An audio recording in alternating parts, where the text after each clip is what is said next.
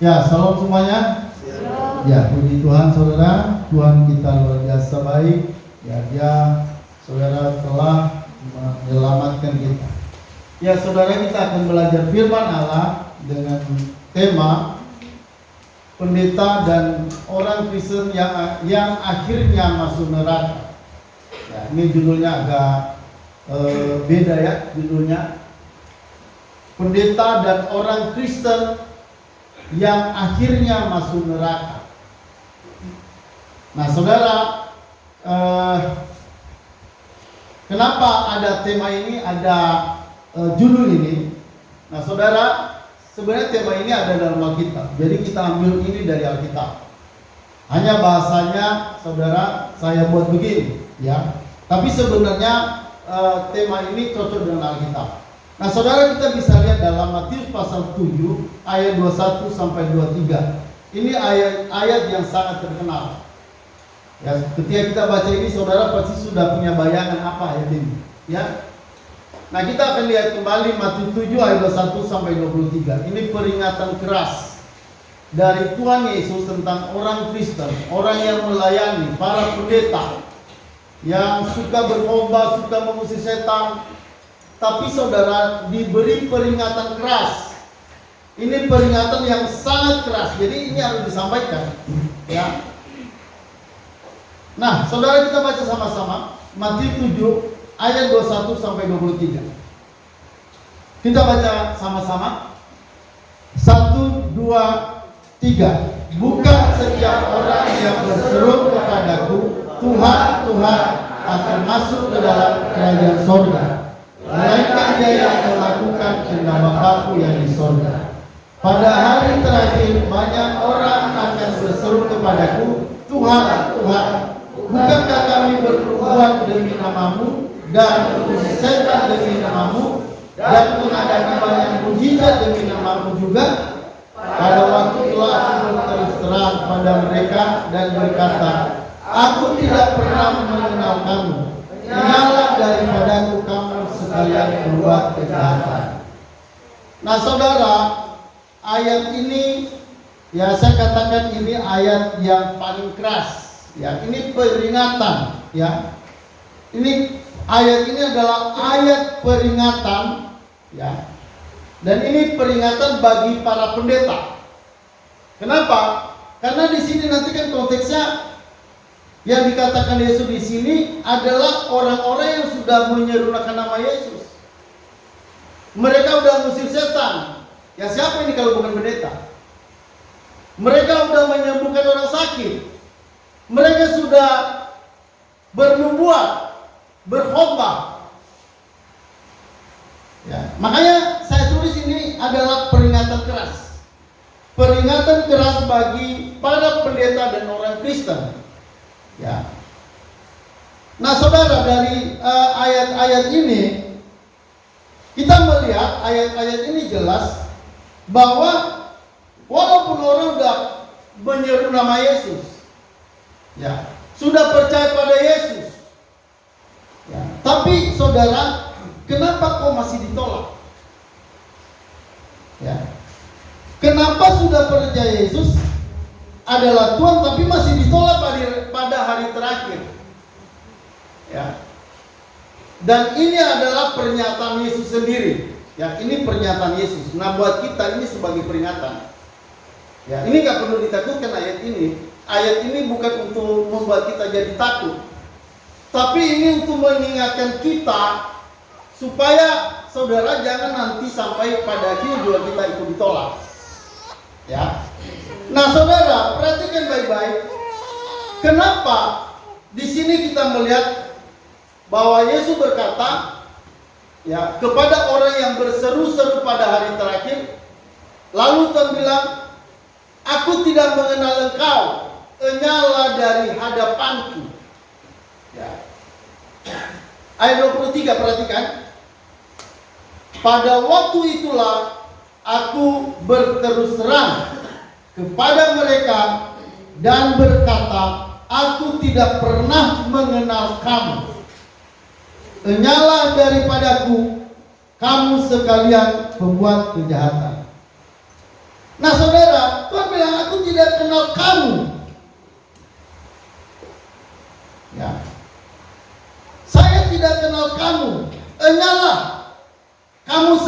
pembuat kejahatan. Kepada siapa Tuhan Yesus bicara ini? Enyalah kamu semua pembuat kejahatan. Aku tidak kenal kamu. Tuhan bicara pada siapa? Saudara, itu pada orang-orang Kristen ini. Kenapa? Karena mereka sudah menyeru nama Yesus. Ya. Di dalam ayat 21, Yesus berbicara tentang orang Kristen yang menyeru nama Yesus. Nah, kalau orang yang menyeru nama Yesus bukan pasti orang Kristen ini. Ya, nggak mungkin ada orang agama lain yang berani mengakui Yesus adalah Tuhan. Nggak ada itu. Jadi jelas konteksnya ini Kristen, orang Kristen yang menyeru nama Yesus.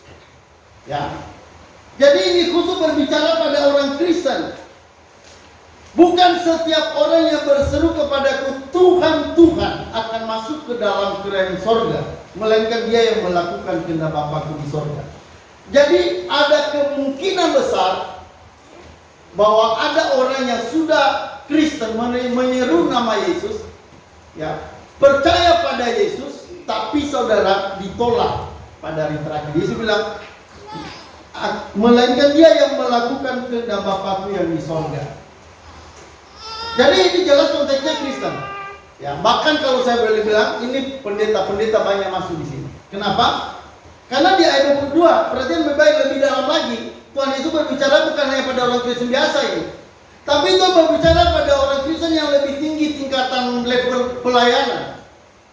Coba lihat ayat 22. Pada hari terakhir banyak orang yang berseru padaku, Tuhan, Tuhan, bukankah kami bernubuat demi namamu? Ini tingkatnya udah tinggi. Orang Kristen yang levelnya bukan jemaat biasa ini jelas sudah mengusir setan. Perhatian Bapak, bukankah kami bernubuat demi namamu dan mengusir setan demi namamu dan mengadakan banyak mujizat demi namamu juga. Nah, ini orang-orang Kristen yang sudah kalangan tingkat atas ini, sudah mengusir setan, sudah bernubuat, sudah menyembuhkan orang sakit. Biasanya ini pendeta mana nih yang suka buat ini? Ayo, coba, gereja mana? Pendeta gereja mana yang suka bermujizat buat pelayanan pengusiran setan, ngusir setan kemana-mana, nyarinya setan, ngejar setan terus kerjanya. Ya. Mau apa-apa kemana-mana setan. Ya. Nah, saudara, ini tingkat orang Kristen yang sudah bukan hanya orang yang hanya duduk manis di gereja, bukan. Ini tingkatannya sudah menjadi para pelayan-pelayan. Bahkan ini sudah buat mukjizat, KKR di mana-mana. Siapa yang suka bikin KKR kesembuhan ini? Dan saya mau katakan bagi kita pendeta-pendeta yang suka berbicara mukjizat, berkat, nah ini ada peringatan buat kita. Ini peringatan buat kita. Ini bukan peringatan buat orang luar yang gak percaya Yesus. Ini peringatan buat kita orang dalam Kristen. Ini peringatan buat kita orang yang suka mengadakan mukjizat. Ini peringatan buat para pendeta yang suka berdoa untuk kesembuhan. Jadi saudara perhatian, makanya judulnya saya bilang pendeta dan orang Kristen yang akhirnya masuk neraka.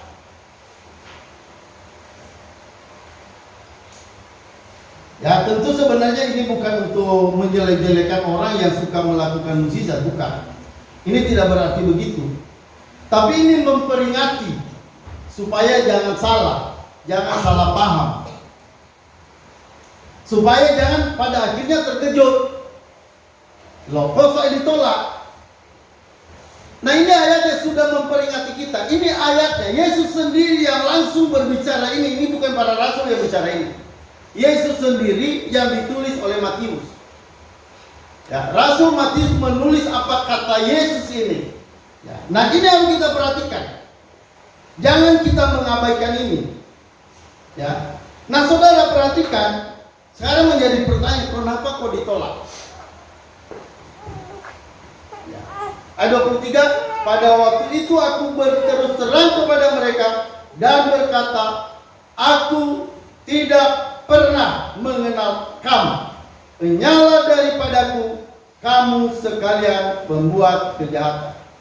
Saudara, tidak ada belas kasihan, tidak ada anugerah pada orang ini. Orang ini tidak berlaku anugerah pada mereka. Tuhan bilang, enyah dari hadapan. Tidak ada anugerah pada hari itu buat mereka. Nah, sekarang ayo, menurut ayat ini sebenarnya kenapa orang ini ditolak? Ini menjadi pokok utama pembahasan kita. Kenapa orang ini ditolak? Kenapa ditolak? Bukankah mereka sudah percaya Yesus? Tapi kenapa kau masih ditolak? Padahal firman Tuhan berkata barang siapa percaya pada Yesus akan selamat. Tapi kenapa kau masih ditolak? Nah saudara,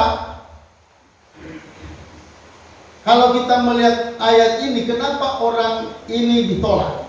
Udah mengadakan mujizat, udah menyembuhkan, udah berkhotbah, udah melayani, udah berdoa, udah berpuasa, ya, udah membayar perpuluhan, udah setia ke gereja, udah setia berkorban. Tapi kenapa orang ini ditolak?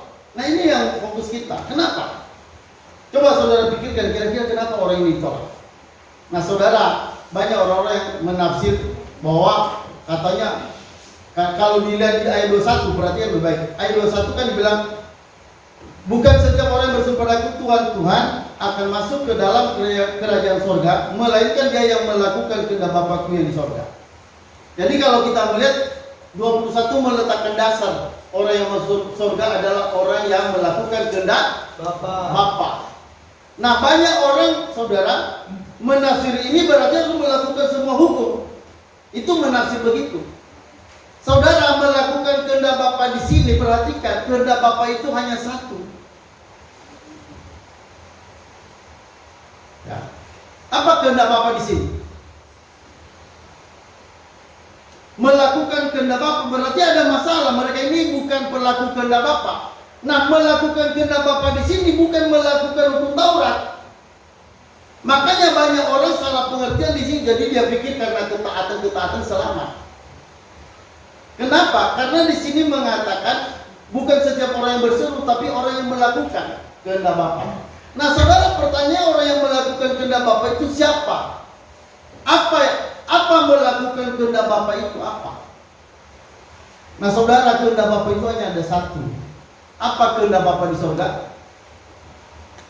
Supaya percaya pada Yesus yang Dia utus. Itulah kasih Bapa itu, itulah keinginan Bapa.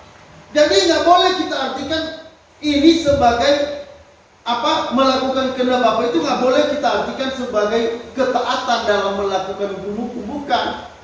Saudara, sudah jelas hukum Taurat tidak bisa menyelamatkan. Melakukan hukum Taurat tidak ada seorang pun yang bisa selamat. Jadi melakukan kehendak Bapa di sini bukan artinya melakukan hukum Taurat. Jangan diartikan begitu. Jadi melakukan kehendak Bapa di situ apa? Saudara, ada satu hal yang dikorbankan oleh Allah Bapa ke dalam dunia, yaitu dengan memberikan Yesus Kristus bagi kita sebagai korban bagi keselamatan. Jadi kalau misalnya saudara tahu hati Bapa itu apa? Apa hati Bapa itu? Apa keinginan Bapa itu? Saudara, supaya kan dikatakan karena begitu besar kasih Allah akan dunia ini, sehingga Dia memberikan anaknya yang tunggal, supaya setiap orang percaya tidak binasa melainkan beroleh hidup yang kekal. Jadi keinginan Bapa, kehendak Bapa yang satu, percaya pada Kristus saja. Itu sebenarnya kalau diartikan begitu, saudara, dicari artinya apa? Tapi banyak orang salah pengertian di sini. Jadi banyak orang, saudara, tidak cukup hanya percaya pada Yesus, tapi harus ditambahkan dengan melakukan. Ya, melakukan atau setia. Saudara, itu artinya sebenarnya kalau kita masih kalau kita masih merasa tidak cukup percaya pada Yesus, lalu kita tambahkan perbuatan baik di dalamnya, baru lengkap menjadi keselamatan. Saya mau katakan itu bukan keselamatan. Karena Allah yang menyelamatkan kita itu nggak boleh ada unsur lain selain hanya Kristus. Karena kalau memang ada kebaikan bisa menjadi dasar keselamatan kita, maka Kristus ini nggak perlu dikirim ke dalam dunia, nggak perlu lagi. Karena masih toh bisa dengan kebaikan kita bisa mendapatkan keselamatan. Maka di sini saudara jangan salah mengerti. Jangan menganggap ayat ini menjelaskan bahwa keselamatan itu berdasarkan melakukan hukum. Itu salah besar. Kalau saudara memang Tuhan menghendaki kita melakukan hukum supaya selamat, Tuhan nggak perlu sampai mengorbankan anaknya yang tunggal, tidak perlu. Karena memang nggak ada jalan lain kita diselamatkan. Makanya doa Yesus di Taman Getsemani kan, dia berkata kalau ada doa Tuhan Yesus di Taman Getsemani yang 3 kali dia berdoa, kalau boleh cawan ini lalu dari padaku, kalau boleh, tapi jangan kehendakku yang jadi. Saudara, Tuhan menghendaki apa? Sebenarnya dia mau menanggung dosa di atas salib. Itu yang disebut cawan itu. Dia minta kalau boleh cawan ini lalu daripadaku. Tapi saudara, ternyata tidak bisa dilakukan. Kalau Tuhan Yesus tidak mau menanggung, menderita di atas kayu salib, maka saudara tidak ada jalan bagi kita selamat.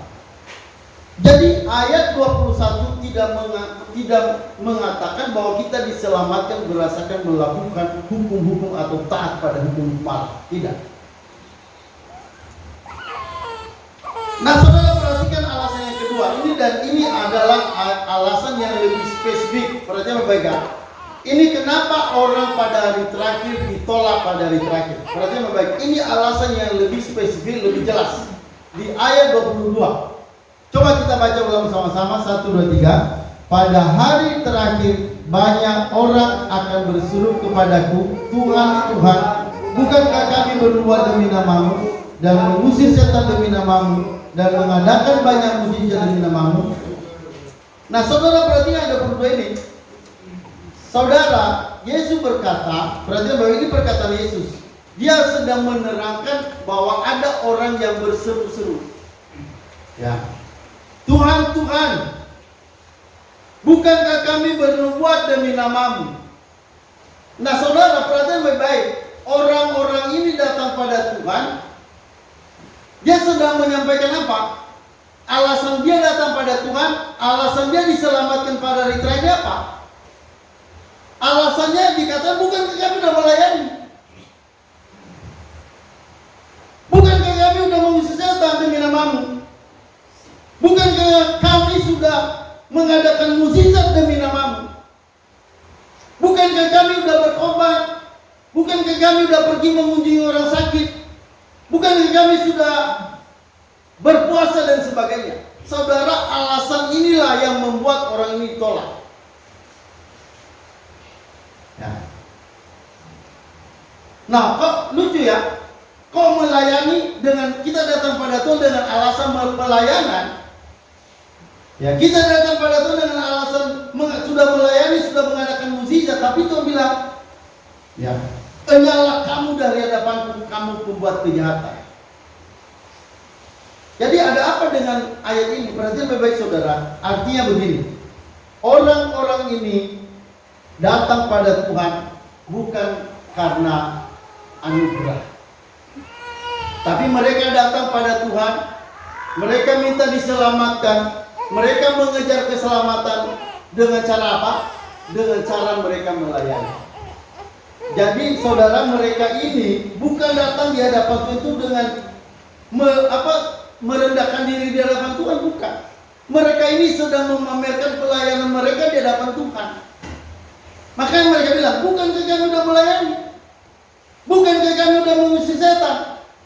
Bukankah kami sudah menyembuhkan orang sakit? Jadi saudara, faktor yang membuat orang ini tidak diselamatkan, mereka ini enggak, saudara, mereka datang pada Tuhan itu dengan dengan dasar dari pelayanan mereka. Jadi mereka datang berdiri di hadapan Tuhan karena dasar apa yang mereka telah buat Tuhan, apa yang telah mereka kerjakan buat Tuhan.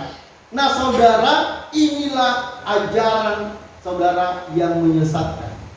Ini ajaran yang bertolak belakang dengan kekristenan.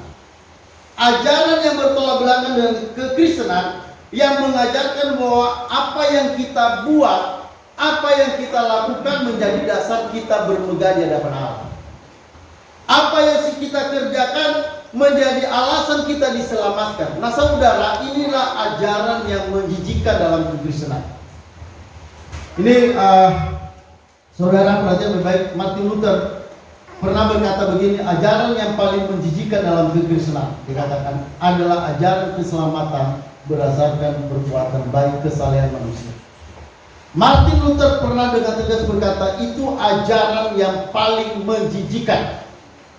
Itu ajaran yang paling menghancurkan, karena perbuatan baik kita menjadi alasan keselamatan kita. Nah, itu adalah ajaran yang paling menjijikkan. Ya. Jadi saudara perhatian baik-baik. Masalahnya, kenapa orang ini ditolak? Karena mereka berdiri di hadapan Tuhan dengan mengandalkan pelayanan mereka.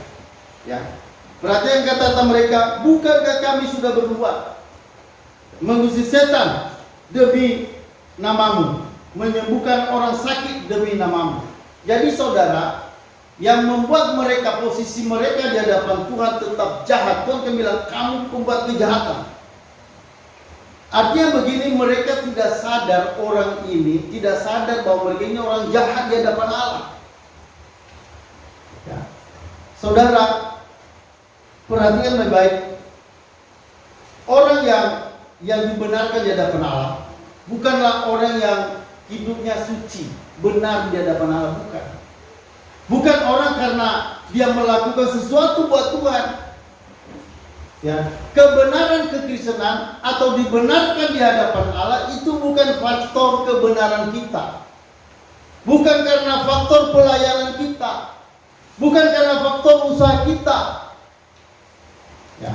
Saudara, perhatikan baik-baik, keselamatan dalam kekristenan itu faktor utamanya adalah anugerah Allah.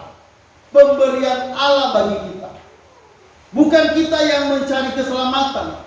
Tuhan yang memberikan keselamatan bagi kita, bukan karena kita cari.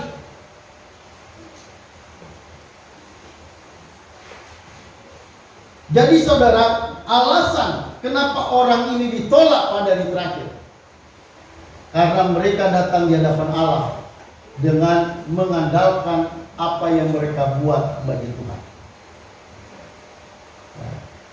Jadi saudara, kekristenan sejati itu bukan apa yang kita buat di hadapan Allah. Halo, amin?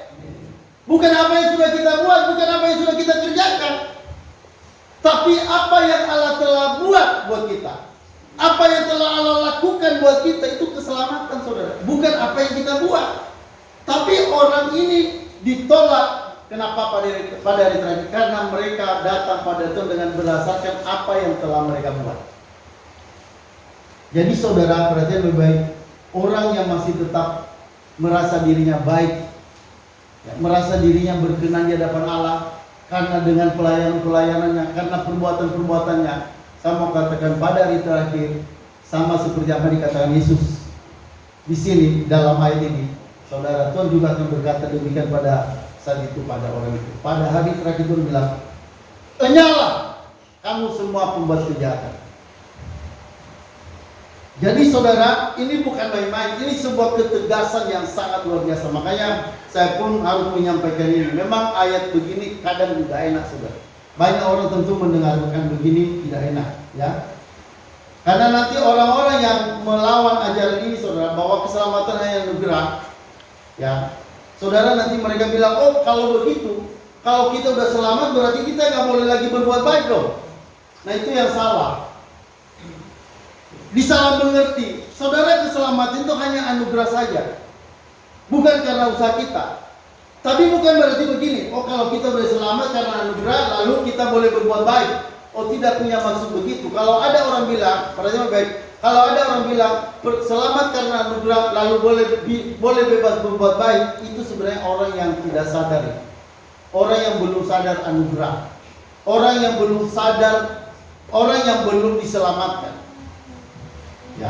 Orang yang sudah selamat, saudara, pasti dia ada buah-buah pertobatan.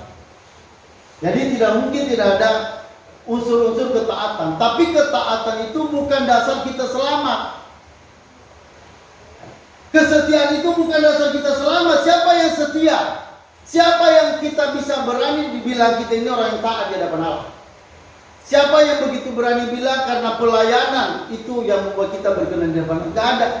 Saudara, perhatikan baik, pelayanan kita pun itu tidak pernah bisa memuaskan hati Allah. Yang membuat hati Allah puas itu karena Kristus yang ada pada kita. Karena kita percaya pada Yesus, itulah yang membuat Allah berkenan. Bukan kitanya, bukan pelayanan kita, bukan perbuatan baik kita, bukan. Yang membuat Allah puas dengan kita itu karena Kristus yang kita percaya. Jadi bukan apa yang kita buat. Nah, saudara, kita akan melihat selanjutnya siapakah yang dibenarkan di hadapan Tuhan. Nah, kita akan lihat orang yang dibenarkan di hadapan Tuhan. Ya, ini antara orang Farisi dan pemungut cukai. Ya, kita akan coba lihat orang yang dibenarkan di hadapan Tuhan itu siapa. Nah, kita lihat Lukas 18 ayat 9 sampai 12. Kita baca sama-sama di sini.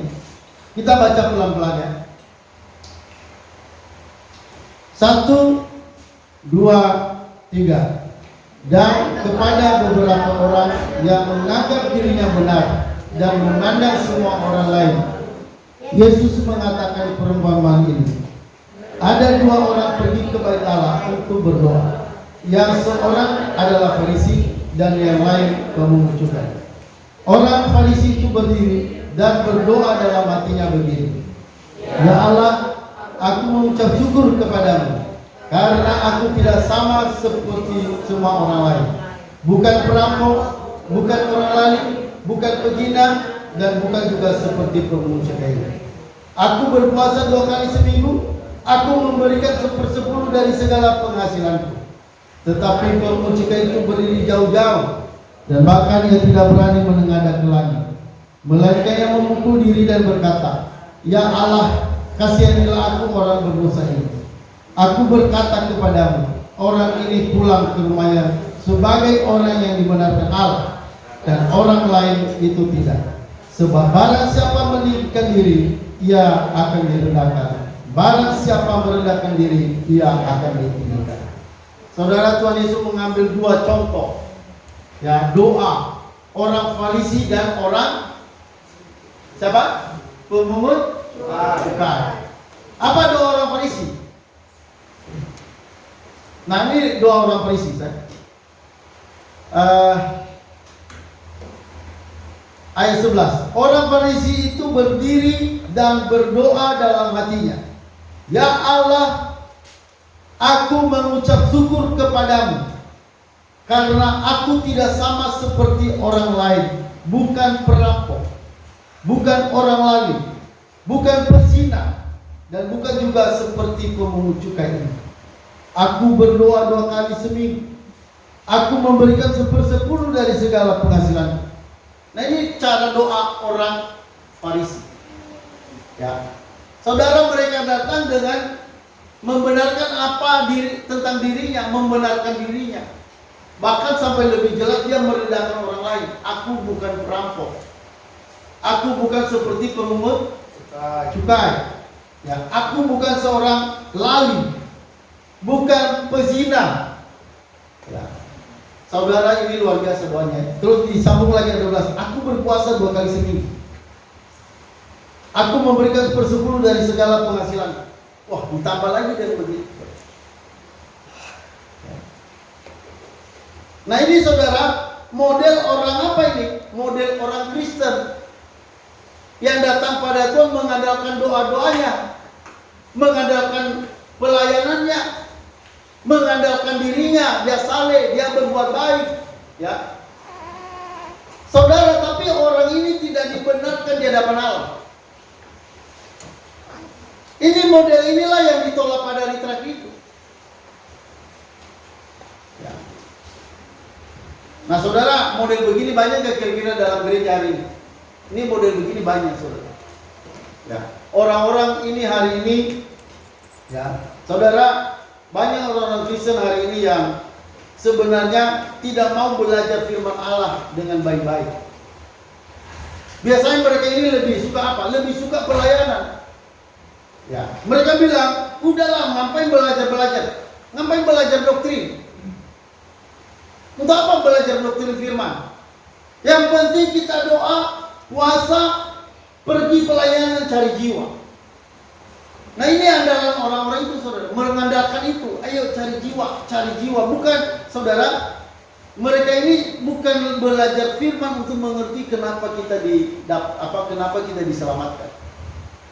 Mereka nggak penting belajar, tapi mereka ini yang terpenting adalah pelayanan. Saudara, ini orang-orang ekstrim. Ya kalau saya boleh bilang ini orang ekstrim, dan banyak ya, terutama minta maaf ya, kita orang-orang karismatik.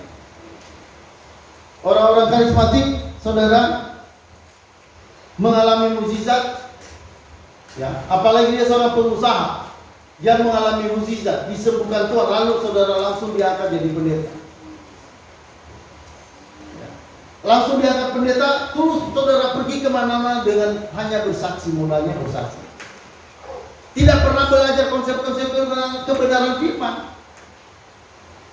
Dan akhirnya saudara, orang ini sebenarnya bukan menyampaikan keselamatan, tapi mereka ini, saudara, mereka mengandalkan pikiran mereka sendiri. Mereka mengandalkan kemampuan mereka dalam pelayanan, doa-doa mereka. Makanya saudara, saya lihat ya, pendeta-pendeta kebanyakan hanya dengan kemampuan berdoa, kemampuan berbahasa roh, kemampuan mendoakan orang sakit, lalu itu sudah menjadi orang terkenal dalam pelayanan, tapi pengajarannya nggak jelas. Saudara, ada apa dengan orang ini? Orang ini sebenarnya hanya mengandalkan pelayanan, tapi memahami Allah dalam anugerahnya itu nggak paham mereka.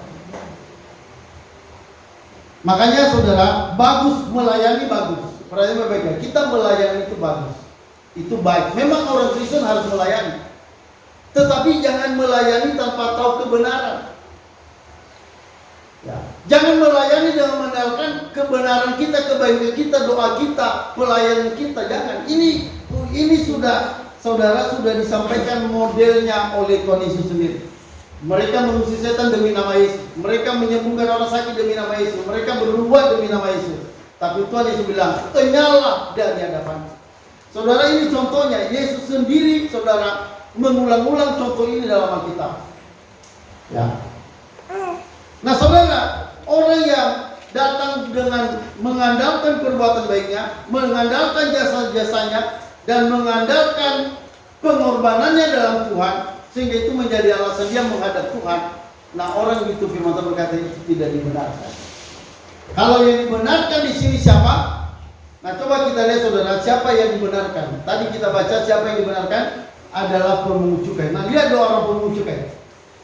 Ini model orang yang diselamatkan. Tadi model yang dibinasakan itu modelnya orang Farisi, ya. Jadi ini lebih khusus lagi. Tadi kan mungkin kita agak bingung di Matius pasal 7 ayat 21 ya, 21 23. Nah, kita akan melihat contohnya yang disampaikan Yesus, saudara. Contohnya seperti orang Farisi dan orang pemungut cukai. Nah, contohnya pemungut cukai, saudara. Coba lihat doa pemungut cukai. Ayat 13.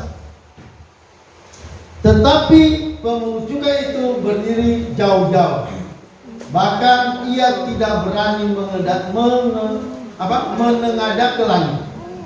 Melainkan ia memukul diri dan berkata, "Ya Allah, kasihanilah aku orang berdosa ini."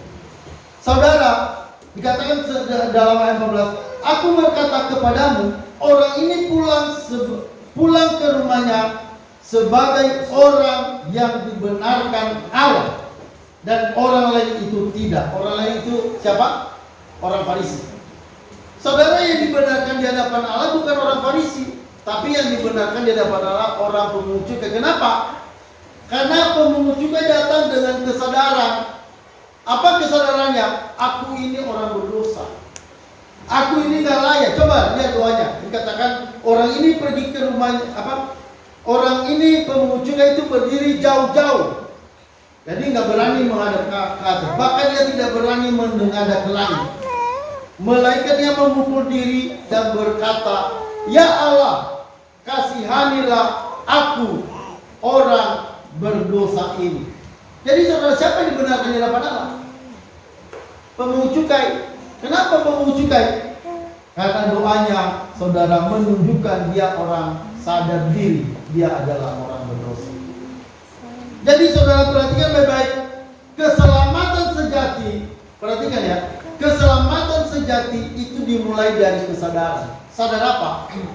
Sadar diri orang berdosa.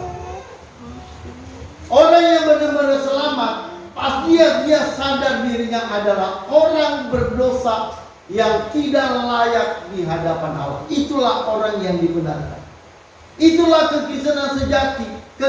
Kekristenan sejati, saudara, dia sadar, dia mengerti, dia orang berdosa di hadapan Allah. Nah, beda tadi yang ditolak Tuhan itu pada hari terakhir. Saudara, mereka bukan datang dengan kesadaran bahwa mereka adalah orang berdosa. Mereka akan datang dengan kesadaran bahwa mereka orang yang menjijikkan di hadapan Tuhan. Perbuatan baik mereka itu ada sesuatu yang tidak berkenan pada Allah. Tapi orang itu datang dengan apa yang mereka telah buat bagi Tuhan. Apa yang telah mereka kerjakan buat Tuhan. Nah, itulah yang membuat mereka ditolak Tuhan. Artinya begini, mereka tidak sadar siapa dirinya. Tidak sadar siapa dia. Dia nggak sadar bahwa dia adalah orang berdosa.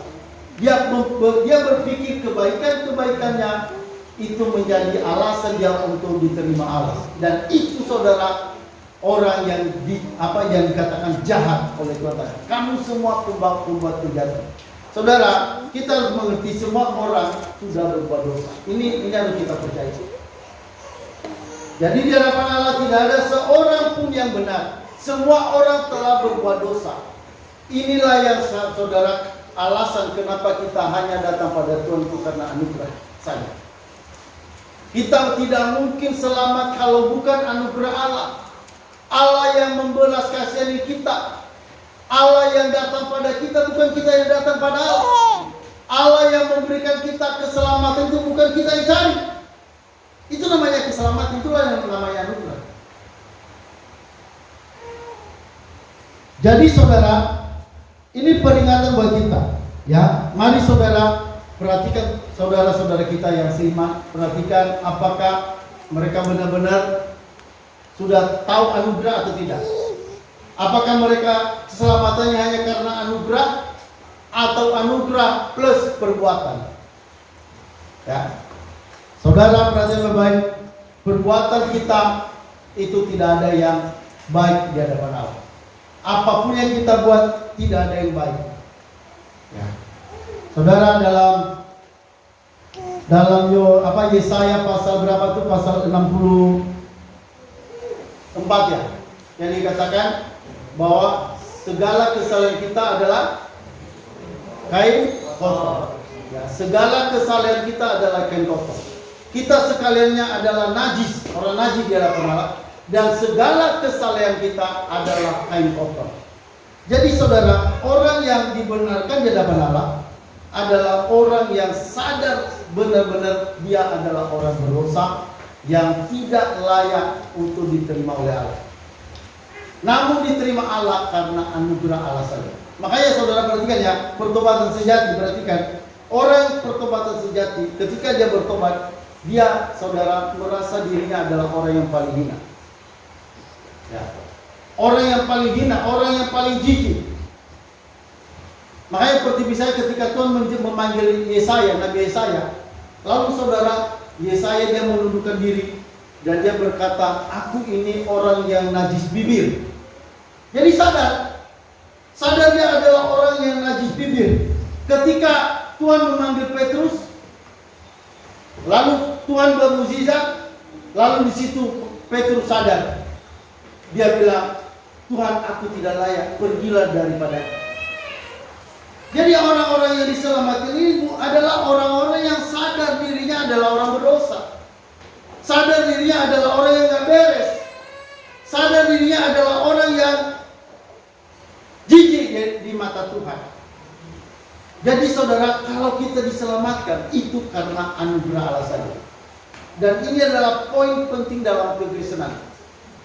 Saudara, banyak orang yang giat bagi Allah, Tapi yang terjadi saudara, perhatikan, mereka mengandalkan bukan anugerah Allah, tapi mengandalkan kebaikan-kebaikan. Ya, mengejar Tuhan dengan kebaikan-kebaikan. Nah, saudara perhatikan, dari perumpamaan tadi, orang Farisi dan pemungut cukai, saudara perhatikan yang dibenarkan bukan orang yang pamer kebaikan. Itu ya, perhatikan ya. Bukan orang yang memamerkan kebaikannya. Tetapi saudara, orang yang sadar dirinya orang berdosa, orang paling berdosa. Makanya Rasul Paulus juga berkata, dia berkata, aku orang yang paling berdosa, paling hina di antara para rasul. Jadi Paulus saudara, dia sadar karena anugerah dia bisa diselamatkan, dibenarkan di hadapan Allah. Nah, jadi keselamatan sejati adalah percaya pada Tuhan Yesus dengan kesadaran bahwa saya adalah orang berdosa yang tidak layak di hadapan Allah. Jadi bukan hanya Tuhan selamatkan saya, bukan hanya itu. Kita bukan hanya percaya dia Tuhan, tapi kita percaya karena dia Tuhan yang penuh anugerah. Dia menerima kita dalam keberadaan kita orang berdosa yang paling hina. Itu orang yang dibenarkan di hadapan Allah. Nah saudara, ini menjadi peringatan bagi kita. Kenapa saudara? Karena banyak orang Kristen hari ini ya sukanya melayani, sukanya berdoa, berpuasa, ya, cari jiwa, usir setan, tapi mereka tidak mengerti tentang kebenaran. Nah ini yang perlu kita perhatikan. Saudara, kita lihat dalam Alkitab kita, ada orang giat, banyak giat pelayanan, mereka luar biasa dalam pelayanan, tapi saudara, mereka tidak mengerti kebenaran. Mari kita buka dalam Roma 10 ayat 1 sampai 3. Inilah contoh tadi saudara. Mulai dari kitab Matius tadi yang dikatakan banyak orang berseru-seru pada Tuhan, tapi Tuhan, saudara, mereka tidak diselamatkan. Nah saudara, kita melihat dalam kitab Roma, ini kesaksian Paulus. Ada orang yang saudara giat bagi Allah, semangat buat Allah, melayani Tuhan, tapi Paulus berkata, tetapi tanpa pengertian yang benar. Mari kita lihat saudara, Roma 10 ayat 1 sampai 3. Mari sama-sama kita baca. 1, 2, 3. Saudara-saudara, keinginan hatiku dan doaku kepada Tuhan ialah supaya mereka diselamatkan. Sebab aku dapat memberi kesaksian tentang mereka, bahwa mereka sungguh-sungguh giat untuk Allah, tetapi tanpa pengertian yang benar. Sebab oleh karena mereka tidak mengenal kebenaran Allah, dan oleh karena mereka berusaha untuk mendirikan kebenaran mereka sendiri, maka mereka tidak takluk pada kebenaran Allah. Ya, saudara, ini luar biasa ayat ini ya. Saudara, Paulus mengatakan banyak orang giat bagi Allah. Banyak giat bagi Allah ya. Dikatakan sebab aku dapat memberi kesaksian tentang mereka, bahwa mereka sungguh-sungguh giat untuk Allah. Jadi ada orang yang luar biasa ikut Tuhan. Ya, mereka mengejar Tuhan. Mereka sungguh-sungguh melayani. Tapi apa kata Paulus? Tetapi tanpa pengertian yang benar, tanpa pengertian yang benar. Jadi saudara, melayani ya bagus, tapi bukan hanya melayani, bukan hanya giat-giat buat Allah, tapi lebih dari itu saudara, harus punya pengertian. Jadi harus punya pengertian yang benar, gak boleh pengertiannya salah. Kata Paulus, mereka sungguh-sungguh giat untuk Allah, tetapi tanpa pengertian yang benar. Sama seperti tadi apa kata Yesus, mereka sudah berbuat. Bukankah mereka berbuat? Bukankah mereka mengusir setan? Bukankah mereka menyembuhkan orang sakit? Nah, makanya saya bilang saudara ya, banyak gereja yang kebanyakan pelayanan, bikin KKR, yang KKR kesembuhan, musir setan, bikin musisat-musisat yang luar biasa. Tetapi saudara, mereka tidak pernah belajar firman Allah dengan benar. Makanya seperti saudara, gereja yang benar perhatikan ya, bukan hanya giat menyanyi-nyanyi, bukan hanya nyanyi-nyanyi, doa-doa, memuji-muji Tuhan. Nah, gereja hari ini apa yang terjadi? Gereja hari ini saudara, banyakkan puji-pujian pujiannya yang panjang-panjang sampai kadang-kadang sejam, sampai jemaat-jemaat kadang capek melayani memuji Tuhan dengan puji-pujian. Tetapi sayangnya belajar firman Allah begitu singkat. Kadang-kadang disampaikan satu ayat, lalu saudara disambung dengan kesaksian tanpa penjelasan firman Allah. Saudara, yang paling terpenting dalam gereja, program gereja atau program ibadah gereja, bukan pujian penyembahan.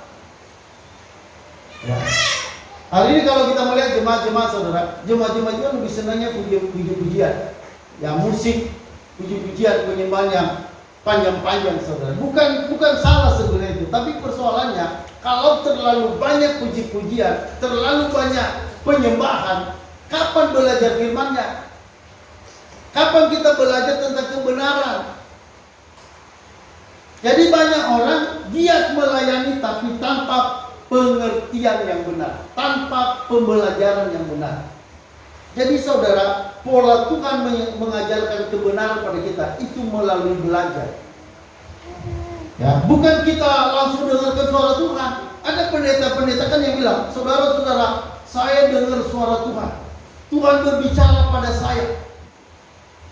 Saudara, yang begitu sudah tidak ada lagi. Ya, kenapa? Karena Tuhan berbicara langsung, sudah selesai. Tuhan sudah berbicara pada para rasul, pada para nabi. Itu sudah ditutup. Sekarang saudara, kita tidak bisa mendengar suara Tuhan langsung hari ini. Kita hanya melalui belajar Alkitab. Belajar Alkitab, disitulah kita bisa dengar suara Tuhan. Jadi saudara, saya dulu sempat terkecoh dengan pendeta-pendeta yang mereka bilang, saya dengar suara Tuhan. Jadi seperti mereka itu akrab sekali dengan Tuhan. Jemaat tidak. Mereka begitu akrab dengan Tuhan. Saudara, saya mau katakan, itu ajaran sesat. Kalau ada pendeta yang suka bilang, saya dengar suara Tuhan, saya langsung dengar suara Tuhan, ya, dia nggak butuh lagi pengajaran. Dia nggak butuh lagi firman Tuhan yang disampaikan oleh para pengajar-pengajar yang lain. Dia cukup hanya berdoa, dengar suara Tuhan. Saya mau katakan itu paling sesat. Ya, itu sesat. Jadi kalau gereja, saudara, kalau kita gereja hanya pujian penyembahan, nyanyi-nyanyi, tanpa penyampaian firman Tuhan yang dalam, yang teliti, yang jelas, maka sebenarnya di dalam banyak penyesatan. Pendeta-pendeta yang nggak belajar firman Allah, tapi mereka pergi berkeliling berkhotbah mengadakan mukjizat, itu juga adalah para penyesat. Tadi contohnya ya, Matius 7 ayat 1, itu sebenarnya gambaran para pelayan-pelayan Tuhan. Itu gambaran tentang pelayanan yang dilakukan oleh para pendeta.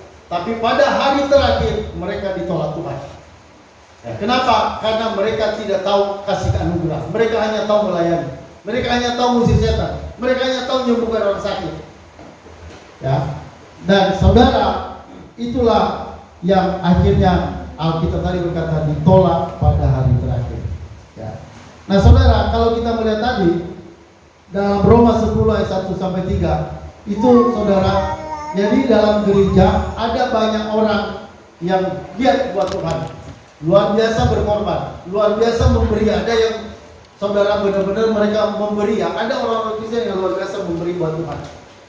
Ya, tapi saudara, seberapa pun pemberian kita pada Tuhan, kalau kita nggak punya pengertian yang benar, saudara, tetap kita adalah orang yang tidak berkenan pada Allah. Ya. Makanya saudara perhatikan, kita jangan hanya suka melihat pendeta-pendeta, mendengar pendeta-pendeta yang suka melakukan mukjizat-mukjizat. Tapi saudara, kita juga harus belajar pada para pendeta yang suka menyampaikan doktrin-doktrin, yang suka menyampaikan pengajaran-pengajaran. Biasanya kan ya, jemaat itu lebih senang pendeta-pendeta yang luar biasa, buat mukjizat. Dan itu paling banyak orang pengikutnya. Ya, kalau pendetanya hanya suka mengajarkan doktrin, kalau pendetanya hanya suka menyampaikan firman, tidak buat mukjizat, tidak mengusir setan, lalu itu jemaat tidak terlalu semangat. Saya lihat jemaat-jemaat hari ini yang lebih semangat itu mendengarkan pendeta-pendeta yang suka bermukjizat. Tapi saudara perhatikan, ya, pendeta-pendeta yang hanya kerjanya buat mukjizat, tapi tidak menyampaikan firman Allah, dengan benar, dengan jelas, dengan teliti pada jemaat, itu sebenarnya sama dengan pendeta yang menyesatkan. Ya. Nah, saudara perhatikan. Ya, ini ada tulisan saya di sini. Perhatikan. Pengertian merupakan faktor penting dalam keselamatan. Ya, perhatikan ya. Memang keselamatan bukan karena pengertian, tapi saudara, keselamatan karena anugerah Allah. Ya. Tapi anugerah itu saudara bukan kita terima tanpa kesadaran. Keselamatan itu kita terima dengan pengertian. Kita mengerti keselamatan itu. Kita mengerti. Jadi saudara, salah satu unsur faktor penting dalam keselamatan kita, perhatikan, itu adalah pengertian yang dibukakan oleh Tuhan. Makanya saudara perlu penjelasan keselamatan ini, perlu penjelasan tentang Allah itu siapa. Saya dulu saudara pernah berdiskusi dengan teman-teman pendeta di dalam grup pendeta-pendeta. Dan saya juga menyampaikan tentang topik-topik tentang keselamatan. Lalu saudara, ada seorang teman pendeta, dia bilang begini, Pak Muriman, hari ini kita nggak perlu banyak bicara tentang keselamatan. Yang penting kita pergi pelayanan cari jiwa. Saudara, itu dia begitu tegas dengan itu. Dia bilang nggak penting apa doktrin. Doktrin tidak menyelamatkan, katanya. Yang menyelamatkan apa? Yang penting kita cari jiwa. Kita berdoa cari jiwa, melayani. Kalau kita hanya mengajarkan doktrin saja, dia bilang itu nggak benar, itu katanya. Saudara, memang kita cari jiwa. Memang kita cari jiwa, tapi kalau kita mencari jiwa tanpa pengertian yang benar, itu sama aja kita menyesatkan orang. Nah, saya lagi ulang, memang penting kita cari jiwa, tetapi saudara, yang lebih penting dari itu adalah pengertian kita. Kita benar-benar mengerti. Jangan sampai nanti terjadi seperti apa kata Paulus, mereka giat bagi Allah, tapi tanpa pengertian yang benar. Nah, jadi saudara, mereka jadi bagaimana dengan orang yang giat dan lain-lain? Nah, mereka giat bagi Allah tanpa pengertian yang benar. Lalu ayat 3 berkata, sebab oleh karena mereka tidak mengenal kebenaran Allah. Jadi mereka nggak tahu kebenaran Allah sebenarnya. Dan oleh karena mereka berusaha mendirikan kebenaran mereka sendiri, maka mereka tidak takluk kepada kebenaran Allah. Jadi akhirnya nggak takluk kepada Allah. Jadi sebenarnya mereka bukan benar-benar tinggal dalam Tuhan, orang begini. Kalau mereka nggak takluk pada Allah, lalu takluk pada siapa? Jelas itu takluk pada setan. Ya, jadi saudara perhatikan bahwa keselamatan, berarti konsep keselamatan yang benar. Ya, keselamatan itu bukan karena kita yang mencari keselamatan. Ya, itu yang berbeda. Saudara, keselamatan itu bukan karena kita mencari. Ini adalah pengertian kekristenan yang sejati. Keselamatan itu bukan karena kita yang mencari keselamatan, tapi karena Allah yang berinisiatif memberi keselamatan. Bukan karena karena inisiatif kita. Bukan karena ada yang mau, tapi karena Allah yang mau membalas kasihan kita. Jadi keselamatan itu bukan karena kita mau, bukan karena pilihan kita, tapi karena Allah yang memilih. Allah yang memilih, saudara. Jadi kita perlu sadar ini perlu kesadaran, ini perlu pengertian yang seperti ini. Jadi saudara, orang yang selama itu perhatian baik, itu pikirannya dicelingkan oleh Tuhan. Mengerti, orang itu nanti mengerti bahwa dia adalah orang berdosa. Jadi dalam tahapan keselamatan, perhatikan, keselamatan itu punya tahapan. Jadi tahap pertama itu, keselamatan itu adalah merupakan rancangan Allah. Itu tahap awal. Allah yang merancang keselamatan. Baru nanti saudara, keselamatan itu ketika diterapkan pada kita, saudara, Allah melahirkan kita lebih dulu dengan Roh Kudus. Jadi Roh Kudus bekerja melahirkan kita. Lalu saudara, dalam kelahiran baru itu Tuhan mulai memberikan kita pengertian, mencelingkan mata rohani kita. Dan ini bukan pekerjaan kita. Kalau nanti sampai saudara mengerti, itu karena Roh Kudus yang membuat Anda mengerti. Jadi pengertian ini bukan hanya pengertian dari pikiran kita, Ini pengertian kita mengerti kebenaran, mengerti tentang Allah. Itu pengertian karena Roh Kudus yang membuat saudara mengerti. Tapi bukan langsung Roh Kudus. Perhatian baik-baik, bukan langsung dengarkan suara Roh Kudus. Anda dengarkan firman dulu. Baru firman yang kita dengar itu akan diberkati Roh Kudus. Sehingga membuat saya dan saudara mengerti. Jadi saudara, kalau sampai saudara mengerti saudara orang berdosa yang diselamatkan hanya karena anugerah Allah, itu adalah pengertian yang Roh Kudus kerjakan dalam kehidupan kita. Jadi bukan karena Anda mengerti, tapi karena Roh Kudus yang membuat saudara mengerti. Jadi saudara, saya juga yang selama itu, kapan saya selamat? Itu bukan waktu saya dari kecil. Saya selama itu pada waktu saya merantau dari Nias ke Medan, itu umur 19 tahun 90 pada waktu itu. Saudara, ketika ada seorang perempuan, dia datang pada saya, lalu dia berkata, Muriman, apakah kamu sudah yakin selamat? Waktu itu saya bilang, ya mudah-mudahan, saya maunya ke surga. Jadi saya belum tahu tentang keselamatan. Tapi ketika dia ngomong, saudara, dia bilang gini, kita ini semua orang berdosa. Dan Tuhan Yesus datang ke dalam dunia untuk menebus kita dari dosa. Dan kalau Anda percaya hari ini, Anda pasti selamat. Karena dosamu sudah diampuni. Saudara, seperti ada pengertian yang terbuka pada waktu itu. Sampai ketika itu ditawarkan pada saya, mau nggak terima Yesus? Saya bilang saya mau. Kenapa saya mau? Karena saya memang mengerti bahwa memang hanya karena Yesus saya bisa diselamatkan. Dosa saya, mengerti bahwa dosa saya benar-benar sudah dibayar oleh Tuhan Yesus. Nah saudara, itulah awalnya saya mengerti keselamatan. Jadi saudara, sebelumnya juga saya sudah pernah dengar tentang Yesus, tentang keselamatan, sudah banyak dengar. Tapi sampai pada waktu tertentu baru mengerti. Baru mengerti itu ketika saya berada di Medan.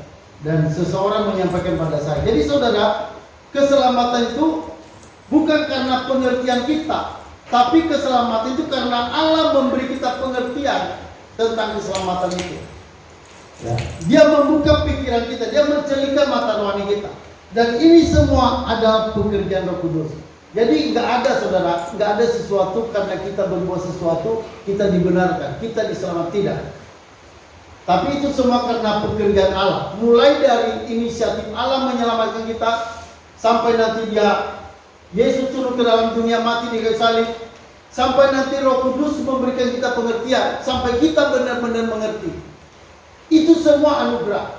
Sampai kita benar-benar percaya, termasuk nanti sampai kita taat, sampai kita setia, itu Roh Kudus yang membuat kita bisa taat dan setia. Jadi tidak ada sesuatu karena kita, tidak ada sesuatu karena usaha kita untuk kita diselamatkan, tidak ada. Jadi saudara, keselamatan yang sejati bukan karena usaha kita, tapi itu karena pemberian Allah pada kita. Ya saudara, perhatian baik-baik, bukan Anda yang memilih, tapi Allah yang memilih Anda. Di mana itu dalam kitab Yohanes yang berkata, bukan kamu yang memilih aku, tapi aku yang memilih kamu. Di mana? Yohanes pasal? Siapa yang tahu? Bukan kamu yang memilih aku, tapi aku yang memilih kamu dan menetapkan kamu untuk pergi menghasilkan buah. Di mana? Yohanes. Itu Yohanes pasal berapa? 15 ayat 16. Coba kita baca sama-sama. 1, 2, 3. Nah coba, nggak ada di depan ini. Saya juga nggak ada ini di dalam nggak ditulis. Nah coba saudara kita baca Yohanes 16. Ini luar biasa ayat ini ya. 15 bukan 16. 15 ayat 16. Sama-sama. 1, 2, 3. Bukan kamu yang memilih aku, tetapi aku yang memilih kamu. Dan aku telah menetapkan kamu supaya kamu pergi dan menghasilkan buah, dan buahmu itu tetap, supaya apa yang kamu minta pada Bapa dalam namaku diberikan kepada. Jadi saudara, ini kan kata-kata Yesus. Dibilang bukan kamu yang memilih aku, Tapi aku yang memilih kamu, aku yang menetapkan kamu. Jadi saudara, keselamatan kita bukan karena kita milih, bukan karena kita mau, bukan karena kita kejar. Tapi keselamatan itu karena pilihan Allah. Allah memilih saudara dan saya untuk diselamatkan. Makanya keselamatan itu disebut anugerah. Halo, amin.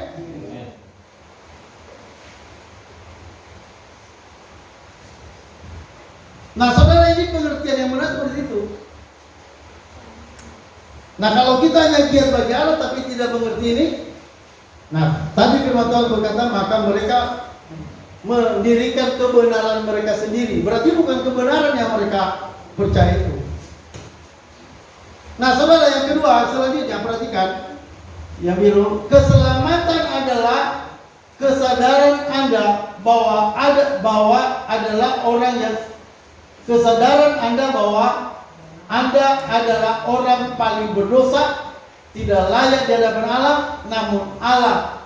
namun Anda dilayakkan karena anugerah Allah saja. Nah itu saudara, keselamatan dalam Kristus. Jadi bukan karena kebaikan kita, tapi kita sadar kita ini orang berdosa, tanpa kemurahan Allah tidak mungkin bisa selamat. Ini harus dipertahankan saudara, kebenaran. Inilah iman itu. Jadi kalau bisa bilang apa itu iman? Saudara, iman itu artinya kita percaya kita ini adalah orang yang hanya karena anugerah Allah saja kita diselamatkan. Itu iman. Nah, jadi iman itu di mana Allah memberikan Yesus pada kita. Jadi hanya Yesus inilah yang menjadi pegangan kita atau dasar kita untuk diselamatkan ini. Jadi kalau sampai saudara ngerti itu anugerah. Jadi bukan hanya iman Anda yang dapat anugerah, atau bukan hanya korban Yesus yang menjadi anugerah, tapi sampai kita ngerti pun, sampai kita diberi pengertian, itu anugerah. Kenapa? Karena sebelumnya kan kita buta, orang berdosa kan buta, nggak bisa melihat. Jadi kalau sampai kita ngerti, itu karena anugerah Allah. Halo, amin. Jadi orang berdosa itu sadar dirinya orang berdosa, dan dia sadar bahwa oleh Allah saja, anugerah Allah saja, kita dibenarkan dari selamat. Nah saudara, perhatikan baik, bahayanya pendeta dan orang Kristen yang mengatakan tidak perlu doktrin, yang penting melayani saja, berdoa dan cari jiwa. Saudara, sebenarnya yang penting dalam gereja, perhatian saudara, bukan doa, bukan cari jiwa. Yang paling penting utama pengenalan akan firman Allah, pengajaran kebenaran firman Allah. Saudara, ketika kita mengerti dengan benar, baru pelayanan berguna, baru pelayanan memberkati orang lain. Tapi kalau kita melayani, berdoa, melakukan pekerjaan-pekerjaan untuk Allah, tetapi kita tidak punya pengertian, saudara, itu adalah menyesatkan. Kita membawa orang pada kesesatan. Nah saudara, perhatikan baik-baik ketegasan ajaran Rasul Paulus di Efesus 2 ayat 8-9, bahwa keselamatan itu adalah anugerah, bukan hasil usahamu, bukan pekerjaanmu, tapi pemberian Allah.